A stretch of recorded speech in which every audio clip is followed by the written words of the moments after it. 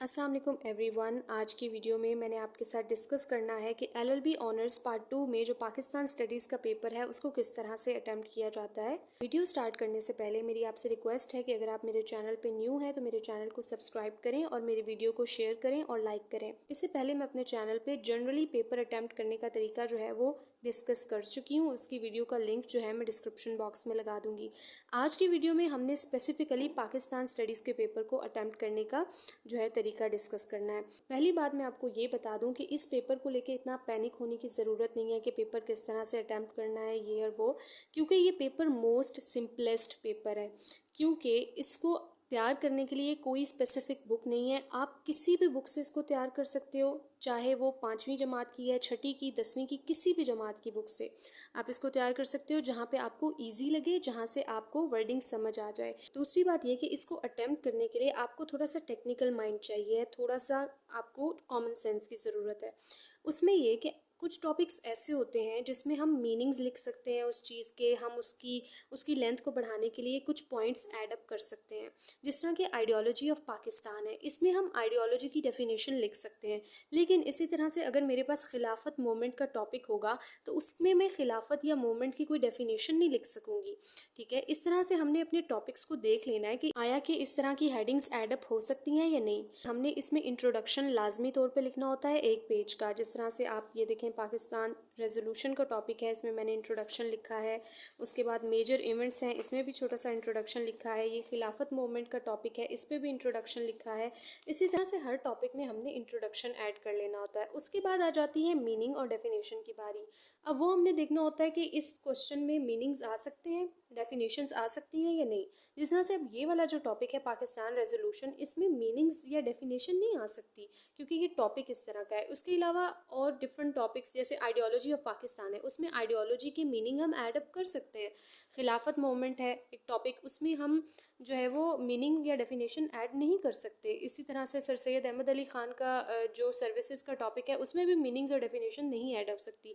तो हमने ये खुद से देखना होता है कि हमारे इस टॉपिक में मीनिंग या डेफिनेशन जो है वो ऐड होनी है या नहीं। अगर होती है तो आप लाजमी ऐड करें क्योंकि उससे अच्छा इंप्रेशन पड़ता है। अगर उस टॉपिक में मीनिंग और डेफिनेशन ऐड अप नहीं होती तो आप उस टॉपिक इंट्रोडक्शन के बाद कोई इस तरह का एक उसमें ऐड अप कर दें कोई पॉइंट जो आपके टॉपिक को उसे मतलब एक चेन में, एक फ्लो में ले जाए।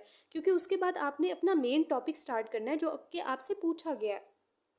तो उसको और इंट्रोडक्शन के बीच में आपने कोई एक ऐसी हेडिंग ऐड अप करनी है जो कि आपके टॉपिक को लिंक करे। जिस तरह से खिलाफत मूवमेंट का टॉपिक है, उसमें हम बैकग्राउंड या हिस्ट्री से एक हेडिंग रिलेटेड जो है वो बना सकते हैं ताकि एक हम चेन या एक फ्लो बना सकें, डायरेक्टली अपने टॉपिक की तरफ ना आ जाए इंट्रोडक्शन के बाद। तो ये चीज़ आपने देखनी है। अच्छा, उसके बाद अब हमने अपने मेन टॉपिक की तरफ आ जाना है। जिस तरह कि मैंने आपको पहले बताया कि ये ऐसा जनरल सब्जेक्ट है, आप इसको कहीं से भी तैयार कर सकते हो जहाँ से आपको इजी लगे। अब इसमें अगर आप 2-4 बुक्स ले लेते हैं ना पाकिस्तान स्टडीज़ की, तो आप हर बुक में देखेंगे हेडिंग्स डिफरेंट होंगी। यानी कोई ना कोई हेडिंग ऐसी होगी जो पिछली बुक में, दूसरी बुक्स में नहीं है। तो इसी तरह से इसकी हेडिंग्स जो है ना वो आप जिस बुक में देखेंगे उतनी ही वो वेरी करती जाएंगी और मज़ीद होती जाएंगी। तो आपने कोई 10 हेडिंग्स, 12 हेडिंग्स जो है ना वो अपनी इजी इजी उसमें से चूज़ कर लेनी है और वही आपने लिखनी है। अच्छा, क्वेश्चन की लेंथ जो है वो 4 पेजेस की हो जाए तो इनफ है। ठीक है, 4 पेजेस की लेंथ बनानी है। इसमें आपने कोई सी भी जो आपको इजी 10-12 हेडिंग्स लिखती हैं और आप सेटिस्फाइड हैं कि यहाँ पे क्वेश्चन की लेंथ पूरी हो रही है। अच्छा, उसके बाद आपने मेन टॉपिक की 10-12 हेडिंग्स लिखने के बाद कंक्लूड कर देना है। कंक्लूजन एंड पे ज़रूर देना है। तो इसमें आपको 4 चीज़ें अपने माइंड में रखने की ज़रूरत है। पहला ये कि आपने इंट्रोडक्शन लिखना है 1 पेज का। उसके बाद दूसरी बात ये कि आपने मीनिंग्स या डेफिनेशंस लिखनी है। अगर वो नहीं बनती तो कोई एक कंजेक्टिव, कोई एक कनेक्टिव हेडिंग इसमें डाल दें, चाहे बैकग्राउंड की हो, चाहे फीचर की हो, बेसिस की हो, रोल की हो। इसी तरह से कोई एक हेडिंग इसमें डाल दें। उसके बाद अपने मेन टॉपिक की तरफ जाएं क्योंकि इसमें ढेरों हेडिंग्स बनती हैं। अगर आप आइडियोलॉजी ऑफ पाकिस्तान का टॉपिक देख लें तो उसमें भी आपको 20 से 25 हेडिंग्स आराम से डिफरेंट बुक्स में से मिल जाएंगी। लेकिन आपने वो सारी नहीं लिखने बैठ जाना। जस्ट आपने एग्जामिनर को ये बताना है कि भाई जी मुझे पता है, मुझे इस टॉपिक के बारे में नो हाउ है। तो ये चीज़ आपने देखनी है कि आपने मैक्सिमम आपने 15 हेडिंग्स जो है ना आपने ऐड अप करनी है। ठीक है, 12 से 15 तक इतनी हेडिंग्स आपने ऐड करनी है और 4 पेजेस तक आपने लेके जाना है। अच्छा, मेन टॉपिक के बाद चौथी चीज़ जो मैंने आपको बताई है वो है कंक्लूजन। इन 4 चीज़ों को आपने अपने माइंड में रखना है। नेक्स्ट, अगर आप इंपॉर्टेंट क्वेश्चंस की बात करते हैं तो उसमें मैं आपको सजेस्ट करूंगी कि आप पास्ट पेपर को कंसल्ट करें, उसमें जो मोस्ट रिपीटेड क्वेश्चंस हैं आप वो अटैम्प्ट करें। उसके अलावा अगर आप मुझसे कुछ इंपॉर्टेंट क्वेश्चंस पूछते हैं तो मैंने तो जब जो तैयार किए थे ना 30 टॉपिक्स आई थिंक मैंने राउंड अबाउट तैयार किए थे और डिफरेंट बुक्स से ये मैंने सारे नोट्स बनाए हैं और भी बहुत सारे नोट्स हैं जो कि अभी मिसप्लेस हुए हुए हैं।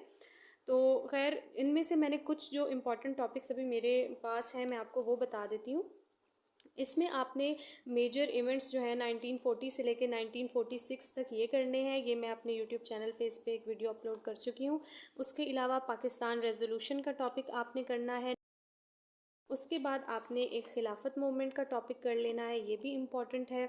Next, initial problems of Pakistan, ये भी एक इम्पॉर्टेंट टॉपिक है। और नेक्स्ट टॉपिक है Quaid-e Azam and ideology of Pakistan. और दूसरा टॉपिक था Allama Iqbal and ideology of Pakistan. I think Allama Iqbal और कायदे आज़म दोनों के इसमें रोल्स थे और इसमें ये देखें कोटेशंस ऐड हुई हुई हैं, ये आपने ज़रूर ऐड करनी है और ये मेरे पेपर में ये आया था क्वेश्चन। ठीक है, उसके बाद नेक्स्ट जो है services of sir Syed Ahmad Ali Khan, ये भी बहुत इंपॉर्टेंट सवाल है, ये आपने ज़रूर कर लेना है। उसके बाद फॉर्मेशन ऑफ मुस्लिम लीग है, ये भी इम्पॉर्टेंट क्वेश्चन है। और आइडियोलॉजी ऑफ पाकिस्तान, ये भी अहम सवाल है। और कांग्रेस मिनिस्ट्रीज़, ये भी एक अहम सवाल है। तो मेरे नज़दीक जो अहम सवाल है उसमें कांग्रेस मिनिस्ट्रीज़ है, खिलाफत मूवमेंट है, अलामा इकबाल और कायदे आज़म ने जो आइडियोलॉजी पेश की थी वो है। उसके अलावा एक ज़ियाउल हक की इस्लामाइजेशन से रिलेटेड आई थिंक एक टॉपिक है, वो भी बहुत इंपॉर्टेंट है, वो भी आपने कर लेना है। बाकी ये मैंने आपको एक जनरली एक आपको थोड़ा सा आइडिया दे दिया है इंपॉर्टेंट क्वेश्चन के हवाले से। नेहरू रिपोर्ट है और 14 पॉइंट्स हैं।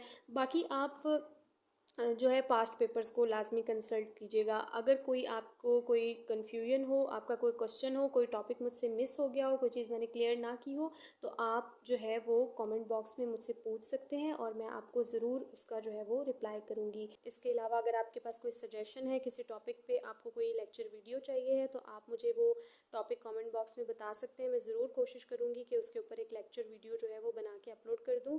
तो दुआ में याद रखिएगा और अगर मेरे चैनल पे नए हैं तो चैनल को ज़रूर सब्सक्राइब कीजिए। दोबारा मिलते हैं किसी नेक्स्ट वीडियो में, तब तक के लिए अल्लाह हाफ़िज़।